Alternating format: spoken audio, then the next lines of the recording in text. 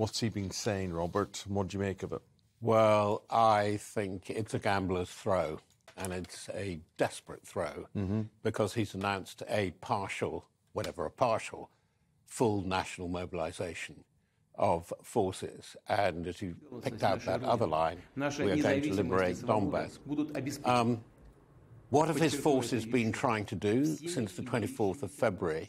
The trouble is, in Donbass, in both principal areas of it, Luhansk and Donetsk, Russian forces currently are being pushed back. I think that this is a loser's throw. He is very worried about the pressure coming from the more extreme people than people he invented almost to support him when he took over Crimea, been saying in the Duma, the parliament, now we've got to eradicate Ukraine altogether, Russia under threat. And he's trying to rally the nation, and it sees whether the bits of the nation he wants to recruit for this further drive respond to his call, because he's held off this for so long, and I think this is a last gasp of some kind. And just to give people at home a sense of how big a deal this address is, I mean, this is the first time he's done a national address of this sort since the invasion of the war began. As you say, a sign perhaps of how serious things are for their position. And I suppose that concern he has about an uprising from the Russian population if they're seen to lose. Colour revolutions, like the Orange Revolution that you had in Ukraine years back, early in its independence, for 31 years. Colour revolutions is what the two big dictators, Putin and Xi in China, fear most. Precisely the localised uprising or revolt against Moscow. Remember how huge Russia is, 11 time zones. Yeah. And out in the east, they've been getting cheap recruits up till now. Now the tide could be turning. There's one other thing, that the one element of NATO he thought he could swing round to supporting his position, because they have a common interest in the Black Sea, is Turkey, President Erdogan. Erdogan let it slip in the last 24 hours. Well, perhaps Crimea should go back to its rightful owner, Ukraine. He's under pressure from all sides. And this is why there must be maximum alert in NATO, because he may do something quite extraordinarily provocative.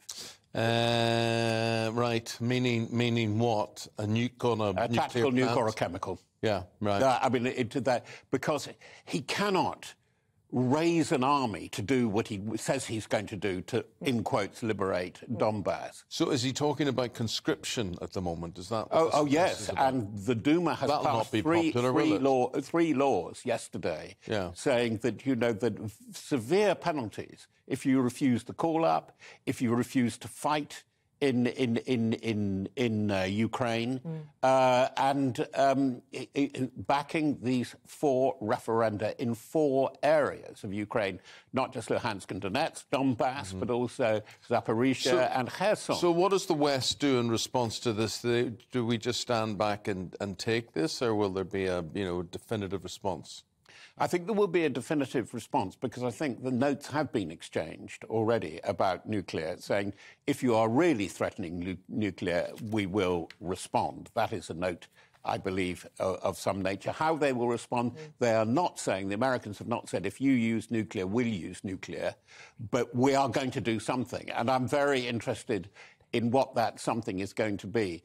2 key players in this, as we were rightly saying, is locally Erdogan, Turkey, who does seem to have some grip, and he wants talks and says you've got to talk, it's your only way out, to Putin. But the other thing is that Mr. Putin is not getting support from President Xi in China.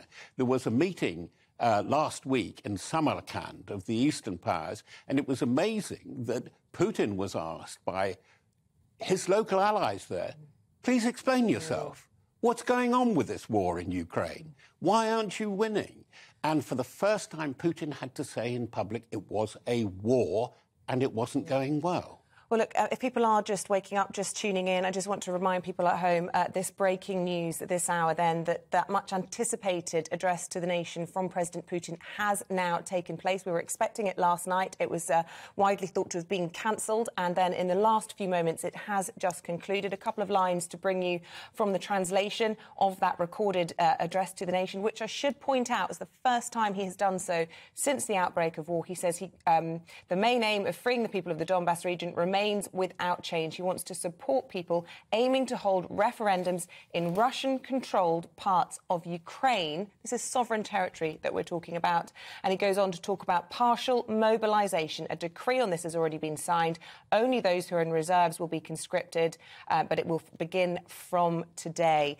So significant developments. Yeah. And I suppose the timing in all of this... He says our aim is to liberate Donbass. I ordered government to give legal status to volunteers fighting on Donbass.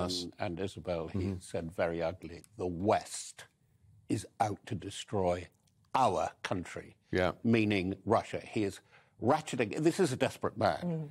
He's ramping it up. He's ratcheting it up. And he's got potentially 1 million reserves.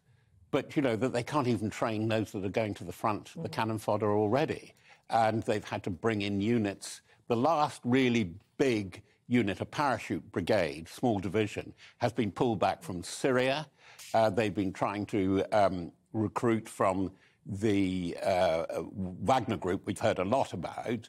And it's a dud. It really hasn't produced the stuff. For Zelensky, whose troops are tired, I mean, they've been fighting, a lot of them, for 6 months. It is a really big test. But somebody said the next 90 days is decisive, and oh boy, it's proving that. Can I add just one other thing about that address? It wasn't live. It was recorded. And that is pretty significant in itself. Well, where is he? Yeah. I mean, I won't tell you, the Twitter feed has gone berserk on the fake news this morning. So did somebody actually put a metaphorical pistol to his head and say, you'd better get in and we're at war and we're going to survive? These people who've been so noisy in the parliament saying, you know, we must fight, we must call up all the forces that we have, we must destroy. They use this awful term, we must destroy Ukraine, we must destroy Ukraine.